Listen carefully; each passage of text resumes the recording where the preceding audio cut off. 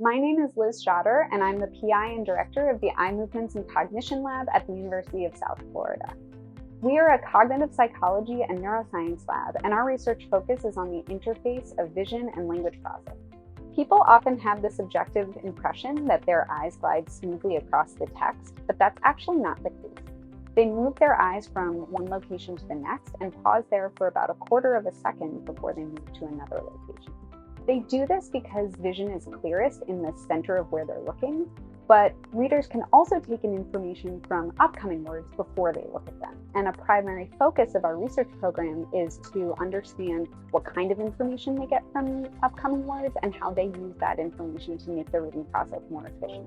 My name is Sarah Milligan, and I am a fourth-year graduate student in the Emac Lab, and I currently have my master's in psychology. In the Emac Lab, we use a number of different methodologies, and two of the primary ones that we focus on are EEG and eye tracking. And so each of those has their own strengths and their own applications.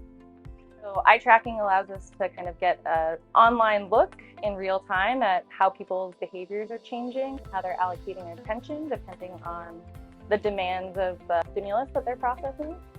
Whereas EEG kind of gives us the ability to look under the hood at things that we might not be able to see just from people's behaviors and where they're allocating attention. So using two methodologies together, we can kind of get at questions that we might not be able to with only one or the other of them.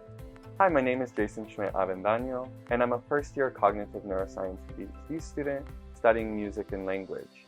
I currently hold a BS in psychology and a BM in vocal performance.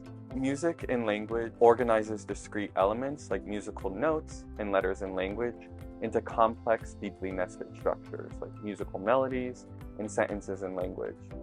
Studying music and language, we can find out semantic processing or processing of meaning through musical notes and letters in language and words in language, as well as predictive processing, expecting the new information that's coming based on what we've read or heard before. One of our current grants is focusing on the contributions of visual processing and linguistic processing to the reading process. So whether people take in the visual information or take in primarily linguistic information from these non-central areas of the text. One way we do that is compare deaf signers to hearing readers. We know that deaf individuals can take in visual information from a wider area of their visual field, but they also take in linguistic information from a wider area of their visual field when they're processing sign language. So one way that we study this is to see, is their experience processing sign language or just their general visual processing abilities contributing to their ability to read text. Hi, I'm Casey Stringer. I'm a third-year undergraduate student in the Emac Lab. I've been here for about 2 years.